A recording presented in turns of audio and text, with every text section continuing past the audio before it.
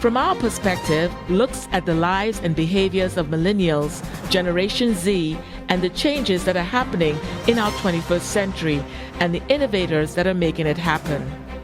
We will explore trends, technology, music, fashion, social media, business, science, the arts, faith, and lifestyle. So come join us on Comcast, Verizon, and online.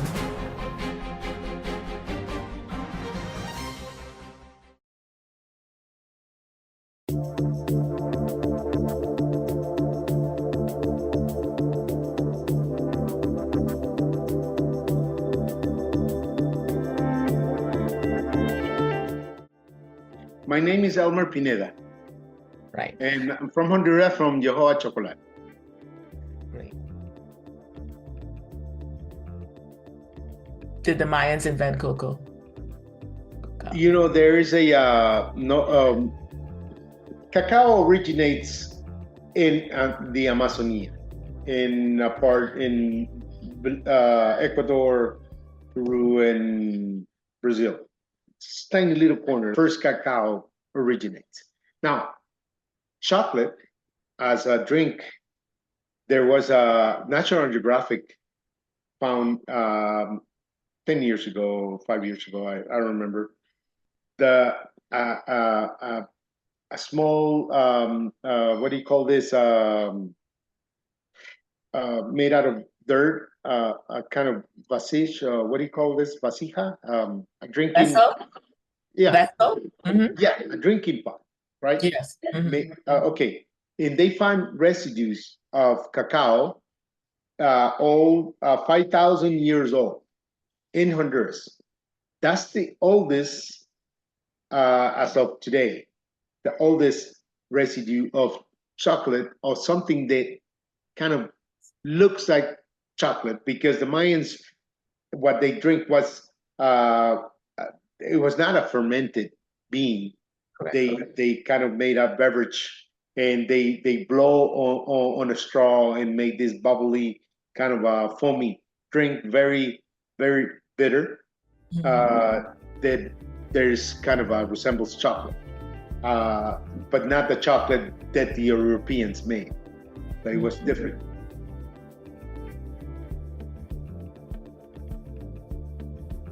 Yes, it is true that it's expensive because it's hard to get. There's not many criollo trees anymore, not many. So there's not big production anymore. You can find, like I produce only like 30, 40 pounds a year. It's very little. And so the problem is the farmers are getting rid of it because there's a problem. The middleman doesn't appreciate. Now, we were talking about a big problem is to find market for the farmer, a direct buyer for them that will appreciate this criollo bean. Then he could sell it to a higher price, and then it will be worth it to cultivate this bean. Well, other than that, it's not worth it. Yes, a criollo cacao, and the same for some Nacional Arriba in Ecuador. It's happening for the same is happening to all of it because farmers are getting rid of it because of their low yield, and not the middleman which buys bulk cacao doesn't appreciate and pays all the same. And on top of that, criollo in this Nacional Arriba being a low yield cacao, it's not worth it for the farmer to nurture these trees. So what they do is they replace them by forastero, which will give him triple their money when harvest season comes. Right.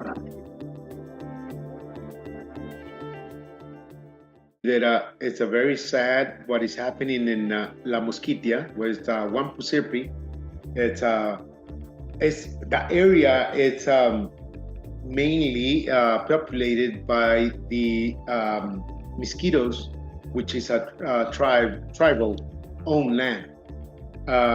What happened was there's that's when we were talking about the changes that need to be made. We also need to work out also in the infrastructure, making roads to make this cacao from these regions available. And see, there's a lot of cacao there, ancient cacao, very good origin, but it takes 2 days on a canoe to get to a city, and from that city, it's about 12 hours to where the coast is, so where you can ship. Anyways, the indigenous people there are getting rid of their land, selling it to cattle farmers, and the cattle farmers are just swiping the second largest forest in America after the Amazon. It's changing the whole place because of there's no access to this cacao, and the indigenous. I don't blame them for selling their lands because they have to survive, and they're getting rid of all the cacao, really good origin. So it's a bummer, very sad what is happening right now. Based on my experience in my plantation, where I have even have one single tree of forastero. They all look as very small, but they're very numerous. That I counted last time, they had 90 pods, and they're all small, kind of, they don't have any groups. A little bit, you can see the groups. Yes. And then there is criollo, which is very wrinkled, and it has a bottleneck and very rugged. The coloring could be different, but you know that characteristics, bottleneck, and also very pointy at the end, and wrinkle, and the grooves are very marked. And Trinitario has characteristic of both of them. Being could be either color, yellowish, kind of green, rugged also, but not as much. And marked, the grooves are marked, not as deep as in the criollo. Mm-hmm. You go to the middleman and you have a small bag of criollo and 15 sacks of Trinitario, and you want to sell it all, but get a different price on criollo. The middleman would say, I don't care about being criollo. I won't pay you extra for it. And then the guy, what will do is shop it down and plant a Trinitario or a forastero, like in Ecuador. They're doing that. They're getting rid of all the nacional because it's low yield. It's susceptible to disease, and and the middleman is not paying them extra for this. And you plant the forastero, will give you 90 pods, a lot of them. Right. Very, very, it's a strong tree, won't get diseased that easily. So what would you do if you're a farmer? I understand, get rid of that criollo. You're not getting paid extra for taking care of that tree. I know it's an ancient tree. And that's very, very, it's happening right now. Another thing that is happening right now with this craziness of the prices. Yes. Is that, I separate, there's a cacao that I sell that I don't use. It's the cacao that the woodpecker damages, yes. Squirrels. Well, I get all that and sell it. You know that I don't ferment it. I just dry it and throw it in the dryer, and I don't even remove it. It just gets dry. And take it to the market, and they're paying me very close to the cacao. Wow. The price to the premium cacao. So a farmer that doesn't make any chocolate will come to say, why would I work a whole month? Because for you to convert a cacao seed, like this seed, from the pod to this is a whole month of work. But if you're only giving me about 30 to 50 cents difference between this seed and this one that is, I only threw it on the sun, and a week later, I just pick it up and go and sell it. Why would I work a whole month to make premium cacao? And that's what's happening right now, because what do you call it? Stock cacao or market the cacao, which is a conventional cacao.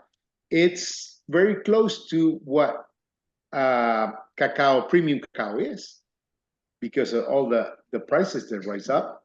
I know they're trying to, differentiate, always going a little bit higher, but the chocolate makers are thinking about it. That's where I would say the hypocrisy comes in.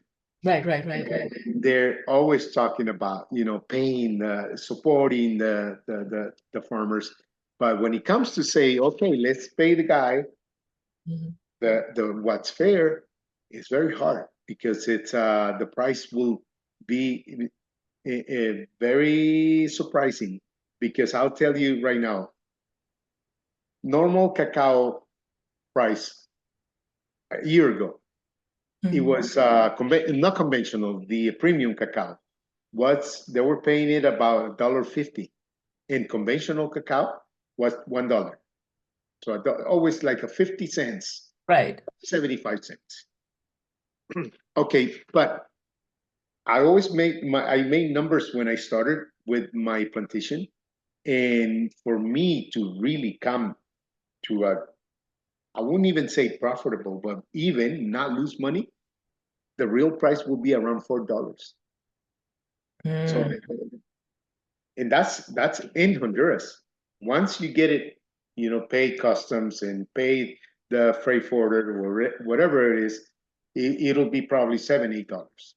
And for them, I mean, the middleman has to make some money too. Of course. So the middleman, if he buys it at $4, he probably will sell it there for $10-12. But they're just paying. Middleman is selling it in the United States for $5-6. So he's buying it here for $1.50 and pays all transportation and sells it for $5-6 in the United States. And this is per kilo? Is this per kilo? Per kilo. Per pound. Per pound. Pound. So 2.2 kilos. Yes, 2.2. Yes. So pound, I'm talking about pound should be around $4. That's the price where the farmer will, it'll be worth it. But it won't, if everything, if the climate change allows it and all this, it's a good production, we could make some money. But I guess what will make it work too is if you sell directly too, and don't have a middleman, so that way you can, get the price that you exactly have access to the market. Like I said before, that will be a big game changer to have the farmer to have access to the market, get rid of the middleman. Yes, that would be if there would be a connection on where you get buy straight from the farmer, that would be a game changer. Yes. So where do you see your industry in the next 5 to 10 years? We're growing every time. I think when we started, we were not that many. Now it's a mainstream, become more mainstream. The craft chocolate, it's a very more and more people are health conscious. So we're gaining terrain. We're doing good. I think we're going to grow, and we're going to keep on giving the world the taste of the good craft chocolate. Climate change, your thoughts, and the effect it's having on the cacao industry. Yes, it's terribly. You know how climate change and all these changes in weather pattern, con El Nino, all this creating these just big storms. Like we've been suffering since 2020. In November, there was two big hurricanes, one category 4 and the other one category 5, and they were only were spaced a week in between. The first came category 5 ETA, and then came Iota 7 days later, and that really hit us really bad, you know, and it brought a lot of disease. There's too much rain, too much water, Yes. a lot of fungus, a lot of everything. All the flowering just dropped. It's just we, and then a year later came a big drought. You know, it's 6 months and not a drop of water. And a lot of trees were dying. A lot of trees, and then you know, it's been a lot of stress on the plantation. Right now, we are only producing, I'll say, not even half. We're close between 1/3 to a half of our production, what we normally produce. So it's a big shortage. Not only in Africa, it's All all over the world, yeah. yes. There's been soil degradation because of this. Uh, so if we want to get our soil back again, we would probably have to throw some stuff in the soil, so everything just start renewing. But that takes money and effort, a lot of money, and but the prices, you know what, ironically, is that the prices are so good, but we cannot take advantage of it because not much beans, nothing to sell. Mm. How long does it take for a tree to come to full maturity when you plant one? 3 years, 4 years, that's when it starts producing cacao. Full maturity, say a full production, will take 7 years. Being the fourth year to have a few pods, and the fifth and the sixth until the seventh year, you could say you have 100% production on a tree, a full adult. So when your tree went through what it went through with the climate issues, the hurricanes, how long did it take it to start reproducing after the hurricane and then after the drought? Like, you're talking about what? It took, you know what I'm saying? I'll explain this. We normally have two harvests during the year. Yes. The trees went all, you know, stressed that only had one harvest during the year, but it was a good harvest. And then came the drought.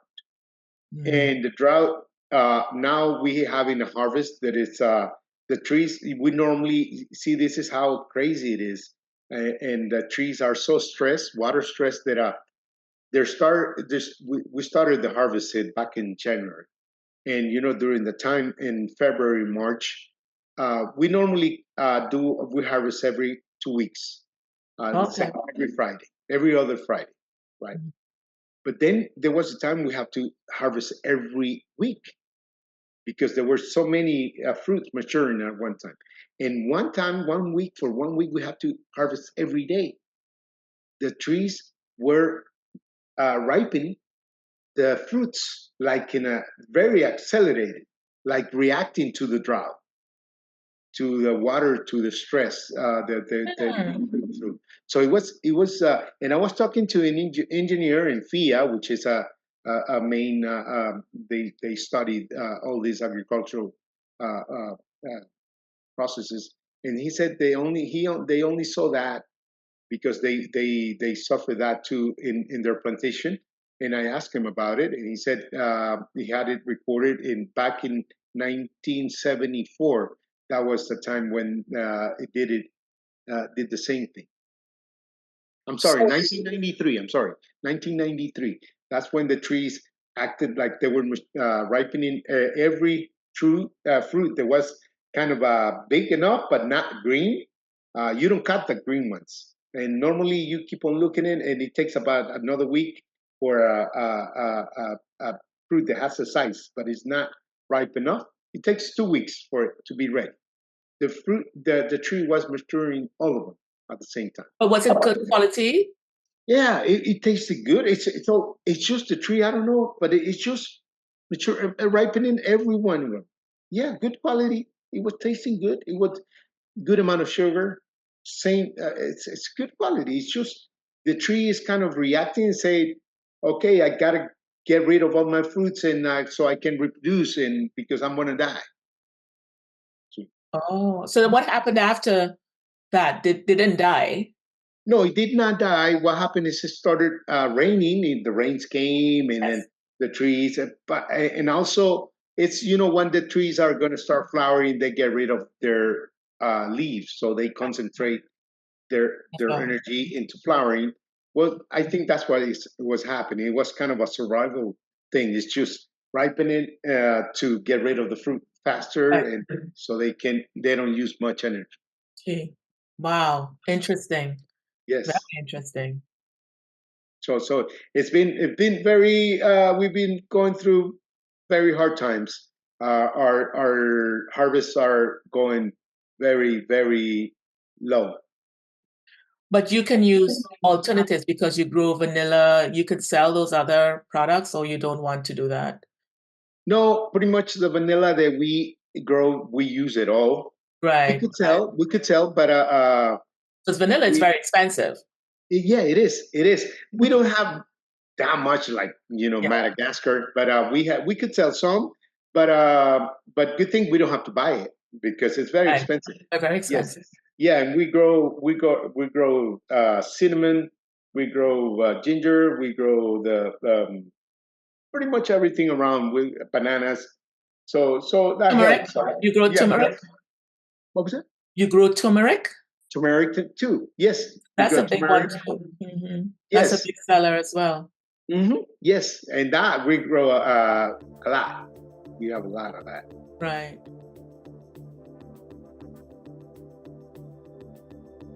So, what change is most needed in the industry today?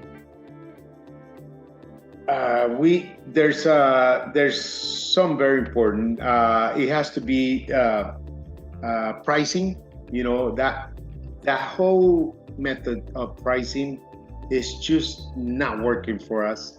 It's just driving us to do something else because and that's not good for the industry, even for the big industry.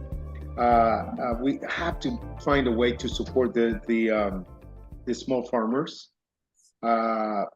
And I'd say it's also, there's we have to find a way to get rid of child labor in slavery. It's happening in Africa. And so the big companies have signed agreements, but then they delay it. We have to change that also. Those are big changes that also the new law that came in Europe, conservation efforts need to be. It's how deforestation law. Yes. Cacao. So that's something the industry needs it. It's a very we need to do that, and now it's happening here in Honduras too. Uh, in an area it's called La Mosquitia. There's farmers are getting rid of their cacao plantation. They're selling it. They're selling their land to cow farmers. So and Okay. they shut down all the forests and put cow in there. And so there's no trees anymore in an area that should look like the Amazon. Mm. Yes. So we need to. Those are the changes that I think the industry should make very soon and act right.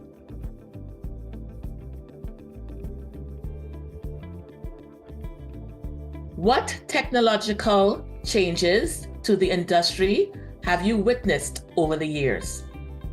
There's many of them since I started. That for started, let's say machinery. Nowadays, there's new machines, easier to work.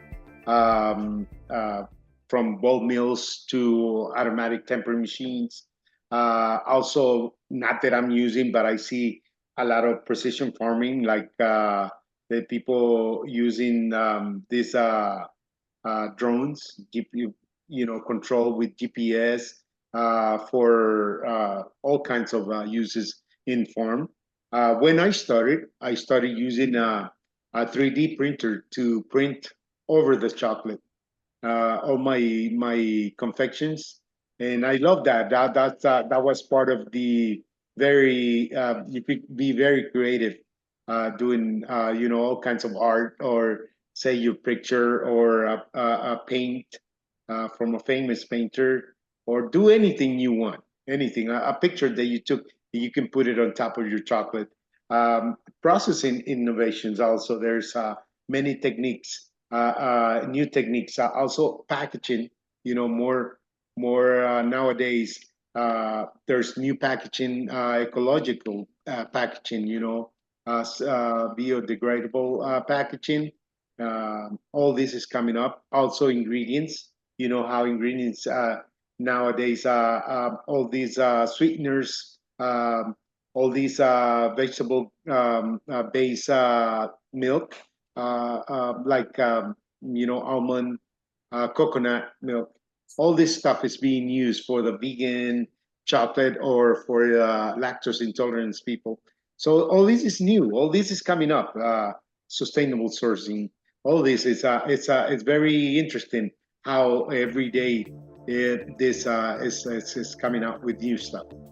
One thing that I forgot to mention that we're using is a very technological, I'd say, not new, but it's kind of new in the use in the chocolate, is the freeze dryer. It gives me versatility. I could use any fruit. I just have to get rid of the water and use anything. That's how I create the coconut milk for my vegan coconut. So we make all kinds of stuff. They haven't been on the market yet because it just takes long to get the regulations on the packaging and stuff.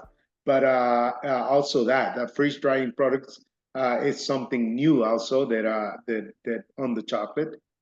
So it's every a lot of stuff is coming up. Very good. Yes, it's exciting. Yes, it is. It is. It just gives your mind going. Can I mix this with that and this and that, and so and you do it, and then you start. Maybe sometimes you like it, sometimes you don't. Right. Yes, it's a trial and error too. Right, and then other people may like it, and what you may not like may become your bestseller. Exactly.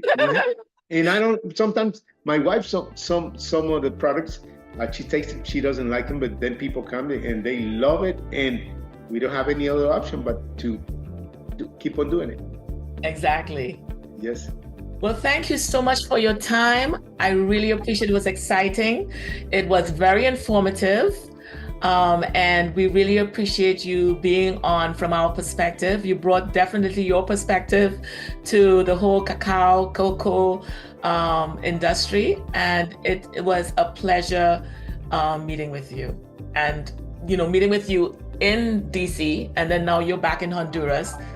I'm still here in the States, but it was a real pleasure meeting you and your wife. And thanks again.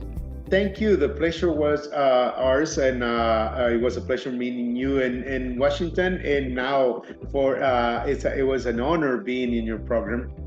Thanks for inviting us. And anytime, we're always here available for you. Any other questions?